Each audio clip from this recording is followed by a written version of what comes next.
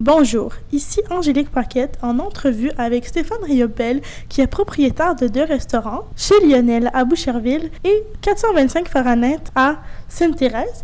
Il possède aussi 2 sushi shops qui sont situés au centre-ville et un traiteur. Nous parlerons donc de l'importation du vin privé. Alors, Monsieur Riopel, pouvez-vous donc m'expliquer comment fonctionne l'importation du vin privé? À l'importation du vin, en fait, il y a un monopole qui s'appelle la SAQ. Donc, comment ça fonctionne? Il y a 3 niveaux de catégories de vin. En fait, tout passe par la SAQ. Si on commence par les seuls de la SAQ, dans une SAQ, il y a les produits qu'on appelle les produits réguliers. Ensuite, il y a les produits de spécialité. L'autre catégorie, ça s'appelle l'importation privée. Comment ça fonctionne l'importation privée? C'est qu'on négocie un prix FOB, qu'on dit Freight on Board. Quand tu négocies ton prix FOB, qui est en euros, eux, ils connaissent ton prix et tu rachètes ton vin par la suite aux entrepôts de la SAQ. C'est ça que je fais.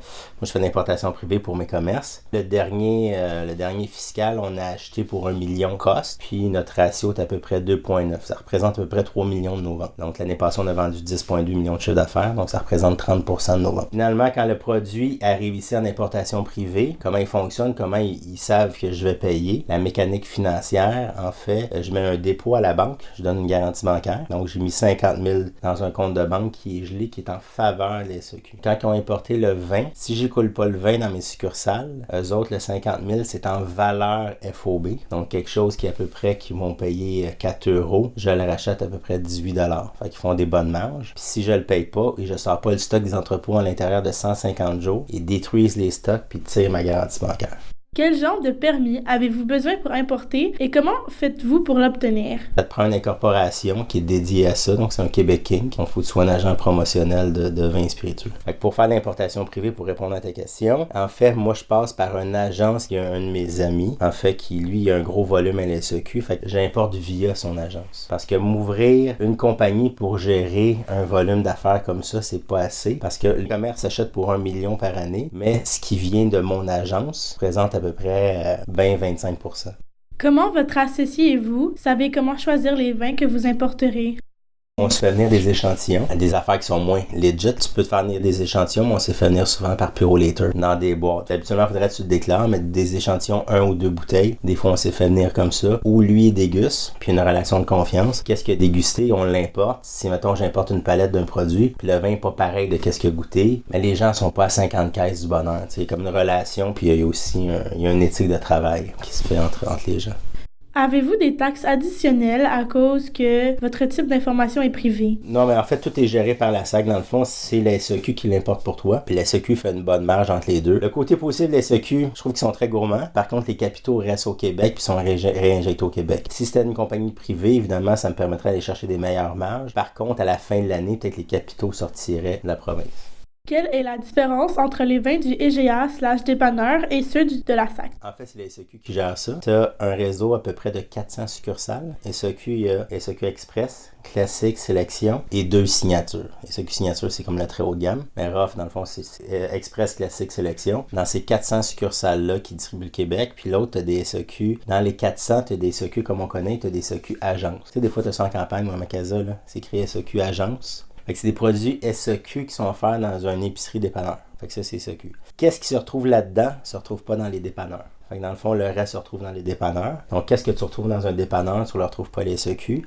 Fait qu'habituellement, c'est des vins qui sont de moins bonne qualité, qui contiennent un peu plus de sulfite. Puis c'est des vins aussi qui sont pas taxes incluses. Fait que des fois, ils disent, c'est pas cher. Mettons un Silverthorn, bon exemple. Au dépanneur, c'est 17 $, mais 17 plus taxes, mettons 17,95, ça fait 20 $. Tu payes quand même 20 pièces la bouteille. Plus, un SAQ en dépanneur, il n'y a pas de spiritueux. Puis, toutes les affaires, tu sais, Smirnoff Ice, là. Mais tu sais, c'est pas. Tu sais, Smirnoff Ice, c'est de la vodka avec mélange sucré, exact. Mais il y a des genres de Smirnoff en dépanneur, mais c'est une boisson maltée. En fait, c'est plus comme une bière aux saveurs de la Smirnoff. Fait que t'as pas de spiritueux. Fait que c'est du vin ou de la bière ou boisson maltée. Et puis, comment savez-vous si le vin est de qualité? On déguste, c'est sûr, on déguste évidemment par maison, appellation, millésime. C'est sûr que quand tu tombes dans des appellations de la Bourgogne, dans le Bordelais, dans le fond, puis une appellation, t'es régi, exemple, à Bordeaux, mettons, t'as différentes régions, t'as Fronsac, t'as Saint-Émilion, t'as Pomerol, t'as Margaux. Fait que dans différentes régions de Bordeaux, puis ils ont des règles strictes, même s'il y a de la sécheresse, ils peuvent pas arroser, ils ont différents aussi quotas au niveau des vignes, il y a des législations au niveau comment travailler la vigne. Quand il y a une appellation, déjà, tu es protégé par l'appellation.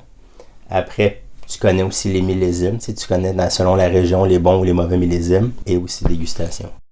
Quels sont les avantages et les désavantages de l'importation privée? Les avantages, les clients connaissent pas la marge qu'on fait. Je donnais l'exemple de Fronsac, puis les gens, waouh, tu nous voles. Mais après, l'exemple Lionel, tu viens. Lionel, c'est pas si c'est 4000 pieds carrés, 130-40 places assises. Mais juste les taxes foncières scolaires, ça me coûte 42 000 par année. Celui à Sainte-Thérèse, ça me coûte 102 000 de taxes par année. Fait que quand tu prends un verre de vin, je peux pas dire, il est bon le verre de vin, mais ça m'a coûté 100 000 de taxes. Hydro-Québec, gaz métro, ça me coûte 8 000 par mois. Fait que qu'est-ce qui est le fun des vins, c'est que les gens connaissent pas tes marges. Tu peux aller en chercher puis connaissent pas, ça s'appelle en anglais, c'est l'overhead, c'est tes dépenses, tes fixes par mois payés. Fait que l'avantage du vin d'importation privée, c'est ça. Aussi la qualité. Quand tu prends un vin produit régulier, les gens vont dire, si il a payé 20$, il me le vend 40$. Mais ils sont pas conscients de tous les frais afférents en commerce. Fait que je te dirais, moi, c'est l'avantage d'importation privée, c'est un centre de revenus. Quand tu achètes bien, le client est content. Puis moi, je fais là, c'est ça. T'es prêt avec tes caisses de 12, t'es prêt avec les inventaires. Dans le fond, j'ai un employé là, qui me fraudait. Puis fait ça simple. Puis, dans le fond, c'est lui qui faisait commande de vin, il a mal commandé. Puis une fois que les commitments sont faits, il faut que je les assume.